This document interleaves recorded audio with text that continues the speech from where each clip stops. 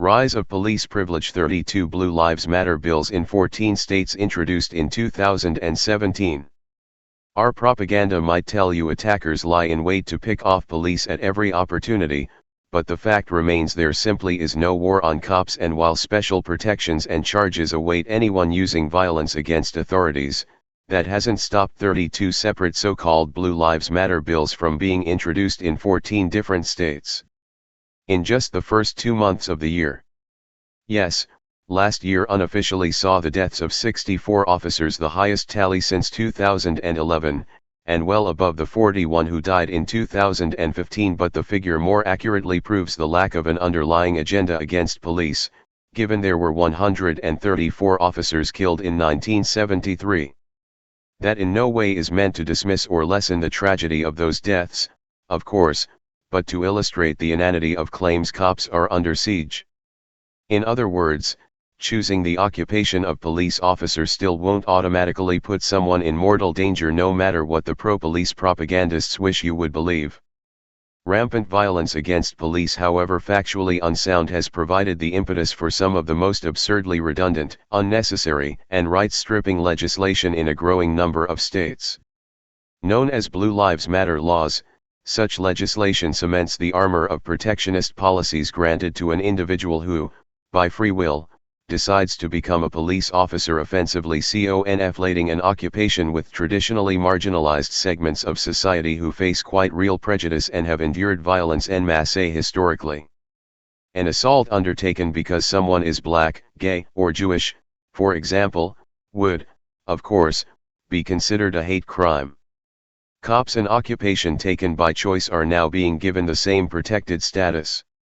According to Huffington Post, which analyzed legislation passed, proposed, and failed in various states, last year, Louisiana became the first state to loop law enforcement into its state hate crime statute, with its so-called Blue Lives Matter bill. Several states soon followed. The Mississippi State Senate advanced a similar bill on January 26, and the Kentucky House of Representatives advanced its own version on February 13. Sharp and bitter division between police and civilians has worsened, in particular, since 2014's hotly contentious police killings of unarmed teenager Michael Brown in Ferguson, Missouri, and unarmed Eric Garner in New York City, and what is widely considered an epidemic of violence by police. As far as bridging the chasm between cops and the communities they're tasked with policing, imperiously claiming the choice to wear a uniform and badge should grant someone an additional shield of legal superiority isn't the way to go. Further, Blue Lives Matter laws aren't needed. Critics say adding police to hate crime statutes is unnecessary because there are already laws mandating longer sentences for those convicted of attacking police. Unlike hate crime laws, those laws do not require prosecutors to prove the motive for an assault, Pew reports. Groups such as the American Civil Liberties Union and the Anti-Defamation League, ADL, also worry that expanding hate crime laws to cover police or other professions would dilute their original intent, ratcheting up the punishment for acts designed to intimidate whole communities. As senior fellow at the Southern Poverty Law Center, Mark Potok, explained for HuffPost, in the vast majority of states, you will get life or considerably less in prison for murder, but if you murder a police officer, you are almost certain to get death. So the truth is that including police in hate crime laws is merely a political statement, and an unnecessary one at that. Read more. Graphic new video backs up witness accounts. Police allow canine to tear apart unconscious man. Unnecessary and, thus, also a passive-aggressive thumbed nose at the communities who experience greater violence, profiling, and general harassment by cops, particularly African Americans, given the pompous usurpation of the phrase begging for a level playing field in the first place, Black Lives Matter.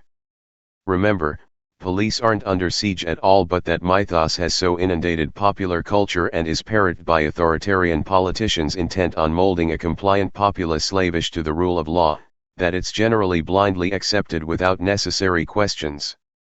Image, http://pixel.watch/qt7 Ardent police supporters will undoubtedly point to the increase in duty-related deaths last year as an admonishment to get serious about protecting officers, but that would be a mistake, according to Northeastern University criminologist, Jack Levin, who told HuffPo this is hardly a long-term trend. Police officers are doing better as victims of crime than they have for many decades, he continued. This is, hopefully, a short-term blip and not a trend. If we see that the number of ambushes of police officers continues to rise, then it may be worth taking another look at the possibility of including them in hate crime laws. Again, Blue Lives Matter legislation isn't necessary, not now and probably not in the future, but laws to protect Americans' rights when dealing with violent and sometimes corrupt cops, actually is. Incidentally, police protectionist law often makes holding police accountable for wrongdoing an even more Herculean task than it already was, particularly for those marginalized by both police and society. These movements to hold police accountable are not about targeting individuals, but they're targeting a system that is highly trained, highly weaponized, and has a great deal of power over some of the most marginalized communities that exist in society, explained Shelby Chestnut, Director of Community Organizing and Public Advocacy with the New York City Anti-Violence Project. In fact, many members of such communities have called cops bluffs, saying police protectionism isn't a misinterpretation of current law nor necessary to alleviate a war on police, but instead intends a snide message on the absolute power held by the batch. Any legislation for a Blue Lives Matter bill seeks to instill intimidation and fear, Mike Lowe, a San Antonio area Black Lives Matter activist, told HuffPo. These protections make it easy to silence the voices of those seeking justice and accountability. I will not be silenced by it. All we want is justice and accountability, and law enforcement officers must be held accountable.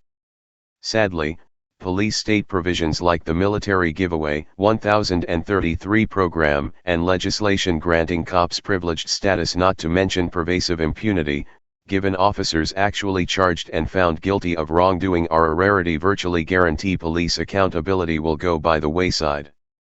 Blue Lives Matter laws constitute a slap in the face and a demand for respect, but respect has to be earned, not cajoled. Training officers not to use excessive and deadly force on a whim, and lengthy sentences for misbehavior, would go orders of magnitude further to win over civilians than any privileged status law ever will.